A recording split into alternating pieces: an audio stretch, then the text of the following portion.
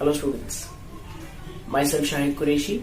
Now you all might be very much excited about what direct tax is all about and why it is called direct, because again we have something called GST in the market.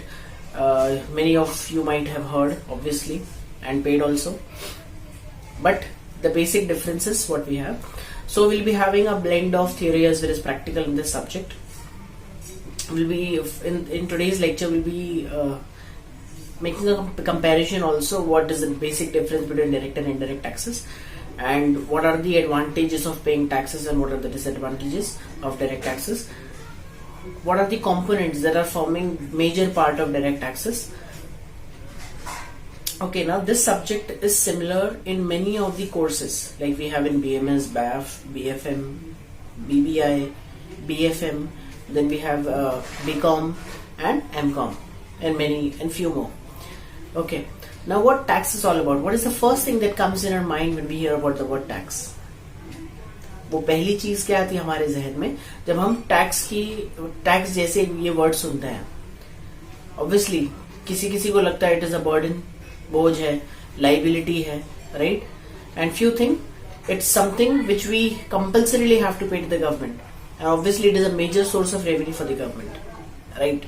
Because government अपना पूरा income, major source of income कहां से कमाती है? Tax के पैसे से, ठीक है?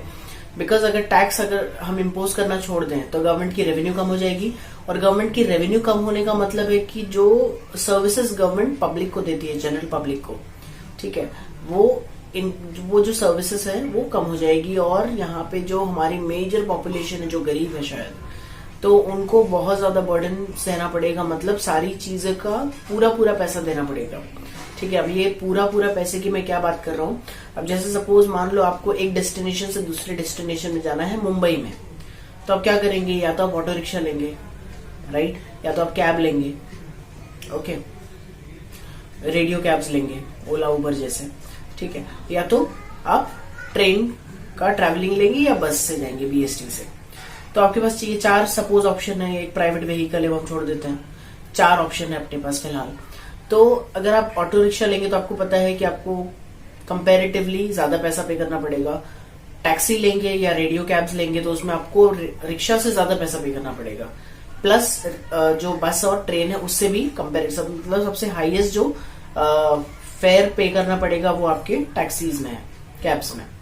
उससे कम ऑटो, उससे कम BST, बस, राइट? लेकिन आई थिंक अब जो मिनिमम फेयर है बस में वो भी 5 रुपीज कर दिया, कंपेरेटिव जो एनालिसिस है उसके बेसिस पे। और उसके बाद हमारी आती है रेलवेज। अगर सपोज मुझे एक डेस्टिनेशन से, एक स्टेशन से 3-4 स्टेशन दूर भी जाना है तो मुझे आई थिंक 10 रुपीज पे करना पड़ेगा, that is the minimum fair. And I think countries across the globe, दुनिया में जितनी बड़ी बड़ी भी कंट्रीज है, सबसे सस्ता फेयर यही है जो इंडियन रेलवे चार्ज करती है, ठीक है? तो यहाँ पे समझने की बात यह है कि गवर्नमेंट इतने सस्ते में कैसे आपको सर्विसेज दे पा रही है? क्यों? बिकॉज गवर्नमेंट यहाँ पे करती है कि जो अमीर लोग हैं, जो रिच क्लास लोग हैं, उनसे गवर्नमेंट पैसे कलेक्ट करती है in the form of taxes, and वही पैसे लोगों तक पहुंचाए जाते हैं। लेकिन अब डायरेक्ट बैंक ट्रांसफर नहीं कर रही है गवर्नमेंट यहाँ पे क्या कर रही है? गवर्नमेंट यहाँ पे सर्विसेज दे रही है, ठीक है? जो गरीब लोग हैं उनको सर्विसेज मिलती है। अब इसको और ज्यादा इजी क्लासिफाई करने के लिए, इजी समझने के लिए हमको क्या, एक छोटा सा एग्जांपल समझना है। Let's say there are 2 person, जो पहला आदमी है वो रिच है, दूसरा पुअर है। अब ये रिच और पुअर की परिभाषा हमको इनकम लेवल से ही पता चलेगी। जो रिच है he is earning around let's say 10 lakh rupees in a year, 10 lakh rupees annually. और जो गरीब है लेकिन हमारी जो फाइनेंस मिनिस्टर निर्मला सीतारमन, उनके हिसाब से 18 लाख मिनिमम इनकम है, लेकिन दैट इज चलो ठीक है, होता है। सो 10 लाख रुपीज जो ज्यादा पैसे जो कमाते हैं हम उसको 10 लाख की श्रेणी में रख रहे हैं, और जो कम कमा रहे हैं हम उसको बोलते हैं कि चलो 2 लाख रुपए साल का ये कमाता है, ठीक है? तब दोनों में 8 लाख का इनकम डिफरेंसेस है। फॉर एग्जाम्पल जो 10 लाख रुपीज वाला है वो 30% टैक्सेस पे कर रहा है, ओके, एग्जाम्पल। सो सीधे मोटे तौर पे हम ऐसे ले रहे हैं 10 लाख पे 30%, मतलब 3 लाख रुपए, ओके? वो सेस वेस हम अभी नहीं ले रहे हैं। तो 10 लाख पे 30% इज पेइंग 3 लाख रुपीज। लेकिन गवर्नमेंट ने ये बोल दिया है कि 2.5 लाख रुपए तक अगर आपकी इनकम है तो आपको टैक्स नहीं लगेगा, जो अब 5 लाख रुपए हो गई है, लेकिन हम 2.5 लाख की बात कर रहे हैं। तो 2.5 लाख तक अगर आप इनकम कमाओगे तो आपको टैक्स नहीं है। तो ये जो सेकंड पर्सन है वो तो 2 लाख कमा रहा है, तो ऑब्वियसली उसको तो टैक्स भरने की जरूरत नहीं है। ठीक है, तो यहाँ पे बात ये हो रही है कि जो 10 लाख रुपए कमा रहा है वो टैक्स भर रहा है, जो 2 लाख रुपए कमा रहा है वो टैक्स नहीं भर रहा है। मैं डायरेक्ट टैक्स की बात कर रहा हूं यहाँ पे।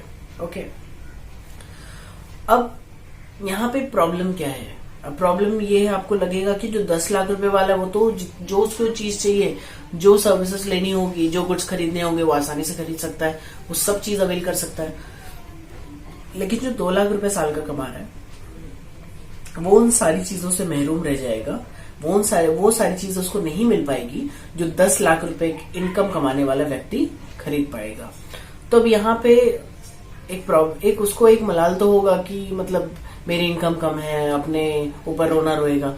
तो यहाँ पे गवर्नमेंट क्या करती है? गवर्नमेंट वांट्स कि हर इंडिविजुअल को सर्विसेज मिलने चाहिए respective of their income level. ठीक है, भले आप 2 लाख रुपए कमाओ, 1 लाख रुपए कमाओ, लेकिन आपको सर्विसेज वैसी मिलनी चाहिए। तो यहाँ पे गवर्नमेंट ने क्या किया? इक्वालिटी क्रिएट करने के लिए क्या किया? जो अमीर है उनसे पैसे लिए टैक्स के, और गरीबों को वही पैसे सर्विसेज के तौर पे रिटर्न दे दिए। रेलवे का टिकट कम है, बीएसटी का टिकट कम है, एलपीजी सिलेंडर आपको मिलता है, उसमें आपको सब्सिडीज भी मिलती है। तो ये सारी चीजें कहाँ से होती है? डैम्स है, रोड कंस्ट्रक्शन है, ठीक है, इंफ्रास्ट्रक्चरल डेवलपमेंट है, टेक्नोलॉजिकल डेवलपमेंट, ये सब के पैसे कहाँ से आते हैं? उन टैक्स के पैसों से आते हैं जो अमीरों से लिया जाता है और गरीबों में बांटा जाता है। ठीक है, लेकिन ये सारी चीज सिर्फ डायरेक्ट टैक्स से नहीं होती है। अब हमको यही समझना पड़ेगा ये डायरेक्ट टैक्स और इनडायरेक्ट टैक्स का क्या मतलब फंडा है। डायरेक्ट टैक्स, यहाँ पे डायरेक्ट टैक्स का मतलब the person earning the income page the taxes. जो पैसे कमाएगा वही टैक्स भरेगा, that is direct. For example, income from salary, house property, business profession, capital gains, other sources. ठीक है, तो यहाँ पे इन सोर्सेस से अगर आप इनकम कमाते हो, सर दर्द आपको है, पेट दर्द आपको है, तो दवा भी आप ही को खानी है, तभी आप ही को फायदा करेगी। तो यहाँ पे वही कॉन्सेप्ट है, अगर आप इनकम कमा रहे हैं तो आप ही को टैक्स भरना है। सेल्फ असेसमेंट है। सेल्फ असेसमेंट मतलब इनकम टैक्स डिपार्टमेंट को आप खुद बता रहे हो कि सर मेरी साल में सैलरी से इतनी इनकम हुई है, हाउस प्रॉपर्टी मेरी एक्स्ट्रा थी, मैंने भाड़े पे दिया तो उससे मुझे इतनी इनकम हुई है। तो ये सब आप मिला जुला के टोटल एक कंप्यूटेशन दे रहे हो और बता रहे हो कि मेरी इतनी इनकम हुई, आप मुझे बताओ कितना टैक्स भरना है। ठीक है, अब यहाँ पे इनडायरेक्ट टैक्स का मतलब क्या है? डायरेक्ट टैक्स तो क्लियर हो गया, अब इनडायरेक्ट टैक्स का मतलब क्या है? Indirect tax means obviously a tax which you don't pay directly. अब ये क्या बात हुई? इनडायरेक्टली मतलब, इनडायरेक्टली का मतलब है, अब जैसे मैंने क्या बोला, डायरेक्ट टैक्स में अगर आप पैसे कमाओगे तो आप ही को टैक्स भरना है, बराबर है। लेकिन इनडायरेक्ट में ऐसा नहीं है। इनडायरेक्ट में आप खर्च कर रहे हो लेकिन आप टैक्स भर रहे हो। ठीक है, मतलब direct tax is a tax on income, indirect tax is a tax on expenditure. ये बेसिक फर्क है। Indirect tax, in direct tax the burden of tax cannot be shifted to the other party, but when it comes to indirect tax, the burden of tax is shifted to the other party. Salary मैंने कमाया, tax भी मैं भरूंगा, that is income from salary, that is direct tax in nature. But when you purchase a commodity from a shop, suppose आपने mobile phone खरीदा shop से, आपने पैसे पे किए, मोबाइल फोन लिया, आपको पता भी नहीं चला, आपने टैक्स भी भर दिया है। ठीक है, अब यहाँ पे आपने तो खर्च किया, आपने थोड़ी कमाया, आपने तो खर्च किया ना, खर्च किया फिर भी टैक्स भरा। इसका मतलब इनकम किसने कमाया? शॉप वाले ने, रिटेलर ने पैसे कमाए ना। लेकिन रिटेलर ने पैसे कमाए, लेकिन टैक्स किससे वसूल किया? कस्टमर से। कस्टमर के तो नाम में ही मर है। ठीक है, तो यहाँ पे कस्टमर हैज टू पे the taxes. So direct tax में the burden of tax is on the person who is earning the income, and under indirect tax, the person using the services or using the goods is liable to pay the taxes. Okay, so that is the basic difference between direct and indirect tax. Now coming on to when has these tax system evolved in India? Okay, now this is 12th century, 12वीं सदी की बात है, जहाँ पे अर्थशास्त्र, कौटिल्याज अर्थशास्त्र के अंदर भी टैक्स के बारे में जिक्र किया गया। किंग पैसे लेता था अमीरों से, किंग अमीरों से पैसे लेता था और गरीबों को उन चीजों से सर्विस मिलती थी। अब मोस्टली वो टाइम पे ये कॉन्सेप्ट, ये तो बहुत रेयर था कि ये सोच के हम टैक्स ले रहे हैं क्योंकि हमको सर्विसेज देनी है, ये चीज से लिया जाता था क्योंकि किंग को डर था, जो राजा था उसको डर था कि अगर इसके पास वेल्थ ज्यादा हो गए तो राजा तो ये बन जाएगा, तो मैं जो राजा बन के घूम रहा हूं, मैं तो फिर वापस प्रजा के इसमें आ जाऊंगा, राजा अगर ये पैसे इसके पास ज्यादा हो गए तो वहां पे टैक्स लगाना शुरू कर दिया गया 12वीं सदी से। ठीक है, फिर मनुस्मृति में भी उसका जिक्र है। उसके बाद 1860 में समवेयर धुंधला एक टैक्स सिस्टम आया इंडिया के अंदर, और फिर स्पेसिफिक इंडिया के अंदर इनकम टैक्स एक्ट बना 1961 में। ओके, 1961 में इनकम टैक्स एक्ट 1961 बना, और उसके बाद इनकम टैक्स रूल्स आया 1962। बिकॉज टैक्स के जो डायरेक्ट टैक्स है हमारे, उसके 4 पिलर्स हैं।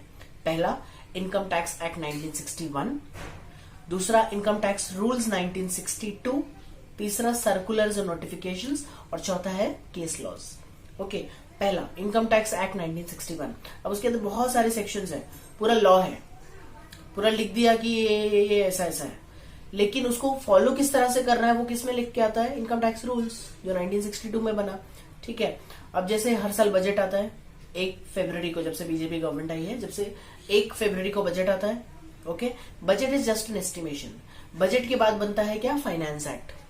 अब टैक्स के अंदर कुछ टर्म्स ऐसे हैं जो आपको समझना बहुत ज्यादा जरूरी है, बहुत जरूरी, लेकिन वो टर्म्स को समझने के लिए हमको थोड़ा सा बेस क्लियर और करना है, एडवांटेजेस और डिसएडवांटेजेस जो हमारा टैक्स है, उसके अंदर क्या एडवांटेजेस होते हैं, क्या डिसएडवांटेजेस होते हैं, पहले हमको वो समझना पड़ेगा।